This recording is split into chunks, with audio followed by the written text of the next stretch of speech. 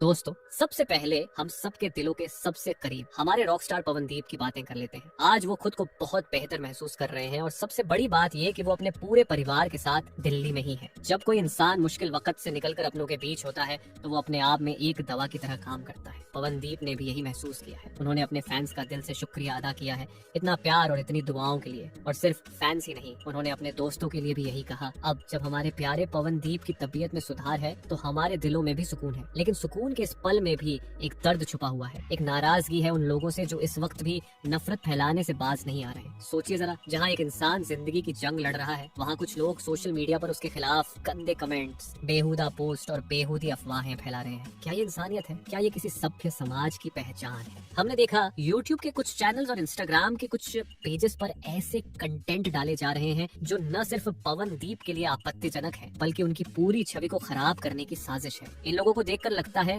जैसे इनके दिल में जरा भी डर नहीं है ऊपर वाले का। सोचते नहीं कि अगर ऐसी हालत उनके साथ होती तो उन्हें कैसा लगता। इनकी हरकतें इतनी घटिया हैं कि मन करता है सरकार से कहें कि इन पर कड़ी से कड़ी कार्रवाई हो। ये लोग समाज के लिए किसी वायरस से कम नहीं है। देश की गंदगी अगर सच में साफ करनी है तो ऐसे लोगों से शुरुआत होनी चाहिए। ये लोग दूसरों की तकलीफ में अपनी खुशी ढूंढते हैं। और दुख की बात तो यह है कि सिर्फ पवनदीप ही नहीं, अब अरुणिता को भी निशाना बनाया जा रहा है। सोचिए, कुछ पोस्ट्स में तो ये तक लिख दिया गया कि पवनदीप के साथ जो हादसा हुआ है उसके पीछे अरुणिता का हाथ है। अब बताइए, क्या ये कोई इंसानियत की बात है? क्या कोई अपने साथी कलाकार के लिए ऐसा सोच सकता है? और तो और कुछ यूट्यूबर्स और पेजेस ने तो इस हद तक गंदगी फैलाई है कि लगता है जैसे उन्हें कोई जिम्मेदारी का एहसास ही नहीं है। हम आपसे निवेदन करते हैं कि आप ऐसे पेजेस और वीडियोस को रिपोर्ट करें।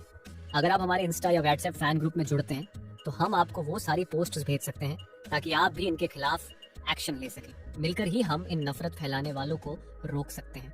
अब कई फैंस का सवाल है कि क्या अरुणिता ने पवनदीप के हादसे को लेकर कोई बयान दिया है, क्योंकि कई लोग ये कह रहे हैं कि जब से ये हादसा हुआ है अरुणिता ने कोई प्रतिक्रिया नहीं दी। इसी बात को लेकर कुछ लोग अरुणिता के खिलाफ गंदी गालियां, उल्टे सीधे कमेंट्स कर रहे हैं। देखिए, जो लोग अरुणिता के सोलो फैन हैं या फिर उनके बॉडीगार्ड टाइप लोग हैं, वो लोग भी हादसे के बाद कोई पोस्ट नहीं कर रहे।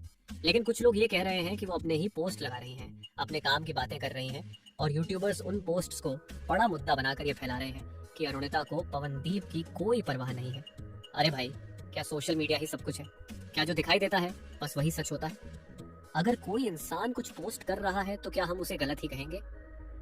सोचने की बात है, अरुणिता के जो सबसे करीबी दोस्त हैं, उनका भाई, उनकी मम्मी, उनके फैमिली मेंबर्स, किसी ने भी सोशल मीडिया पर कुछ नहीं कहा, तो क्या वो सब भी गलत है?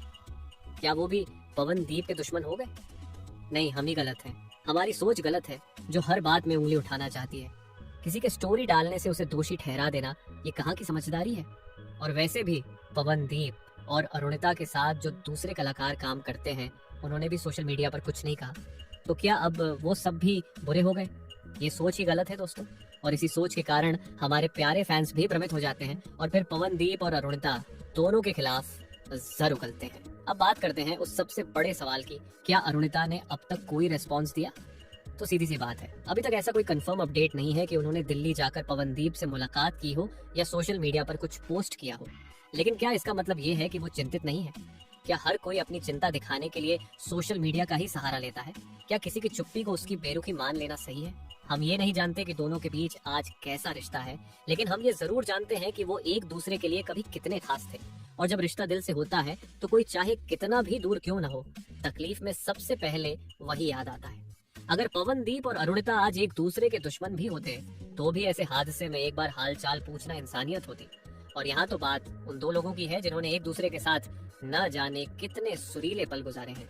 हमें यकीन है कि अरुणिता को भी इस हादसे से गहरा दुख पहुंचा होगा। हो सकता है वो अभी सोशल मीडिया से दूर हो सकता है वो चुपचाप दुआ कर रही हो सकता है वो पवनदीप के पास दिल्ली में हो। हर किसी का तरीका अलग होता है और अगर वो चाहे तो चुप रहकर भी अपने जज्बात बयां कर सकती है।